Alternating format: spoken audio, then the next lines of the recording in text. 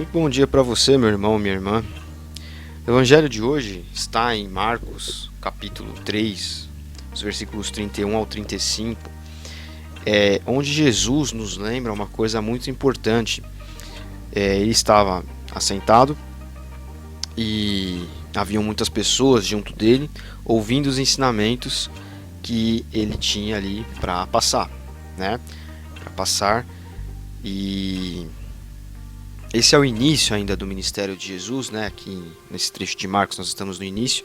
Então Jesus ainda aglutinava ali muitos seguidores e muitos curiosos, né? E é interessante nós lembrarmos que Jesus ele não dispunha somente de 12 discípulos. A gente já passou, né, pela parte aqui do Evangelho de Marcos, onde Jesus escolhe os 12. No entanto, ele tinha uma série de discípulos. Eram vários. Dentre os vários discípulos, ele escolhe 12 que seriam seus continuadores, né? Digamos assim. Seriam as pessoas que iam fundar a igreja, iriam dar prosseguimento ao ministério de Cristo neste mundo. Mas havia outros discípulos, né? Em alguma outra passagem do Evangelho, nós até vemos que discípulos de João Batista passaram a seguir Jesus em um determinado momento. Então, nessa passagem aqui, muitas pessoas estão em volta de Jesus. Eram curiosos, né, por conta dos milagres e da forma com que Jesus pregava, etc. E alguma fama que já ia se espalhando ali de boca em boca, muitas pessoas seguiam para curiosos, né? Enfim. E também haviam os 12 discípulos e outros que a Bíblia não menciona. E é interessante notar que, por algum motivo, a mãe e os irmãos de Jesus estavam ali, os parentes dele estavam ali chamando, né, procurando, e alguém vai avisá-lo: olha, sua mãe e seus irmãos estão aí te procurando. Ele diz: ele pergunta, né, quem são minha mãe e meus irmãos?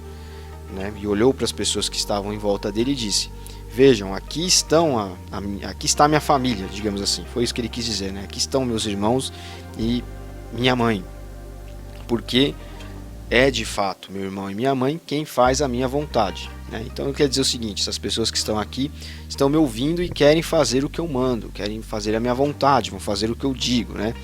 O que eu peço, vão pôr em prática os meus ensinamentos. E é muito importante essa passagem porque nos rememora, nos relembra acerca da nossa paternidade, acerca do que é a igreja, né? Nós todos até falávamos disso algumas semanas atrás aqui na Ibrave, numa reflexão que nós trouxemos chamada Igreja, Família, Missão. Depois, se você estiver nos ouvindo no Facebook, no Instagram, vá até o YouTube e acompanhe essa reflexão que nós temos lá disponível, porque nós falamos um pouco acerca do que é ser a família de Cristo, do que é ser de fato igreja, do que não é ser igreja, né?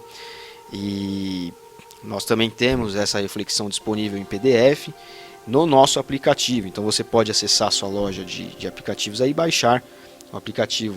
É só digitar lá Igreja Batista Renovada Água da Vida e você vai ter acesso a essa reflexão. E nela nós explicamos um pouco do porquê somos família de Deus, né? Nós nos tratamos, eu começo o vídeo falando bom dia meus irmãos, minhas irmãs, né? Ou poderia ser só bom dia meus irmãos, englobariam a todos, mas enfim. E por que nós nos tratamos como irmãos? Como irmão? Por que nós nos vemos como irmãos? Porque justamente somos todos feitos filhos de Deus. A partir do momento que reconhecemos a obra da cruz, reconhecemos o valor do que Jesus fez na cruz por nós. Ali, naquele momento, quando nós nos convertemos, quando nós reconhecemos a obra de Jesus, nós nos tornamos como que irmãos mais novos de Cristo. E por quê? Eu vou tentar explicar de uma maneira bem rápida aqui. Nós somos... Deus escolheu vir até este mundo na forma humana, né? Encarnado, digamos assim, em Jesus Cristo, no seio de uma família. Ele introjetou uma semente dentro de Maria, uma semente que era divina, mas que ao mesmo tempo era material, e essa semente fecundada ali juntamente com Maria, né, no óvulo dela, todo o processo normal, gerou uma criança que era, pois então, o filho de Deus, porque a semente era divina. Então Deus ele escolhe vir a este mundo para se mostrar ao homem carnalmente, e Jesus é essa figura, dentro do seio de uma família. Então, o que a igreja é? A igreja é a continuidade da família de Deus. Nós temos um pai, temos uma mãe e os irmãos, né? Jesus Cristo é como o nosso irmão mais velho.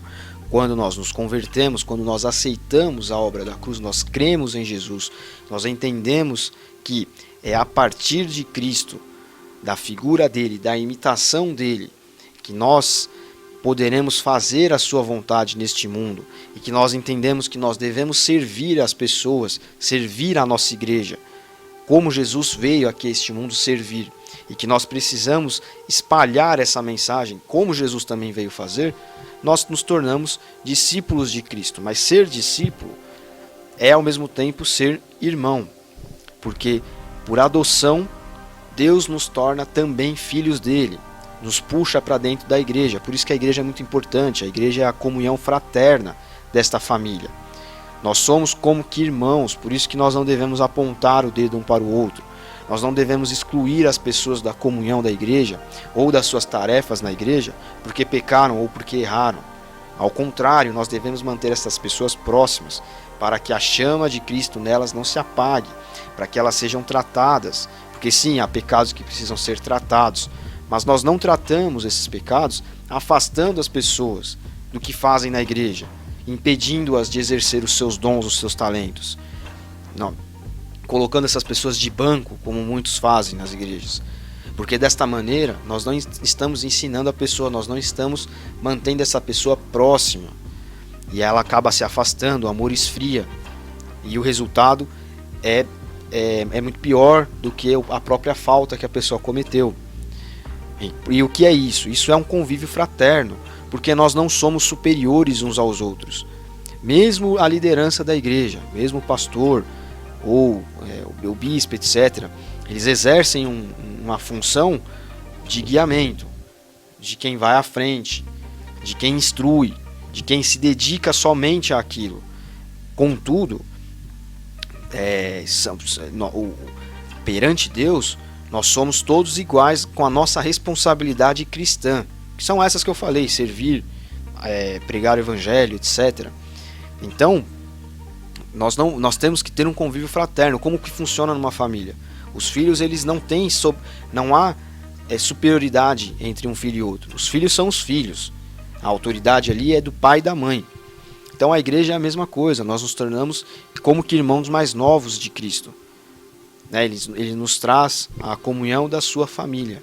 Nós nos tornamos filhos de Deus. E como nós conseguimos isso? Quando nós fazemos, como Jesus fala aqui, nessa perícope, aqui nesse trecho, quando nós fazemos a vontade dele, quando nós praticamos o que ele nos ensinou, e o que Jesus disse para nós fazermos, para que nós fôssemos e pregássemos o evangelho. A função primordial da igreja neste mundo aqui é viver Jesus. E como nós vamos viver Jesus? Indo para o seio da sociedade, para lugares onde os crentes vão apontar e falar: isso não é lugar para crente. Não, é lá que nós temos que estar. É justamente lá, levando a luz de Cristo para aquelas pessoas. Nós devemos servir as pessoas, servir a nossa comunidade. Uma igreja que não se envolve com a comunidade, uma igreja que não faz nada além das suas quatro paredes, que fica fazendo suas festas para o ego próprio das pessoas que as organizam, que fica,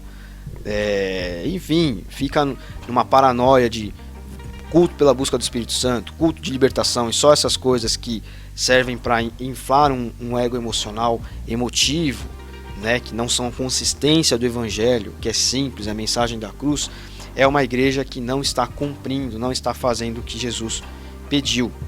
Então, para que nós possamos ser chamados de irmãos de Cristo, de família de Cristo, como ele diz aqui nesse texto, nós precisamos ir pregar o evangelho, levar essa mensagem a mais pessoas, Isso pode ser feito de diversas formas. Esse vídeo aqui, esse áudio aqui mesmo, pode ser uma forma de levar a mensagem, uma conversa que você tem com alguém, enfim, são várias as coisas, O seu modo de vida, não um modo de vida moralista, que fala isso pode fazer, isso não pode, mas um modo de vida que encara de frente as doenças da alma humana, que nos abrangem a todos, né? A ira, a raiva, a ciumeira, o orgulho, que é o pai de todos os pecados, é o maioral dentre os pecados, é de onde todos os pecados nascem. Às vezes vivendo, combatendo isso, e as pessoas vão perceber isso em você, é uma forma de levar o evangelho. E também servindo. A igreja precisa servir, precisa ir para além das quatro paredes, envolver-se com a sociedade que está à volta. Enfim, façamos isso e que aí sim nós poderemos ser chamados de filhos de Deus, de irmãos de Cristo, como ele diz aqui nesse texto.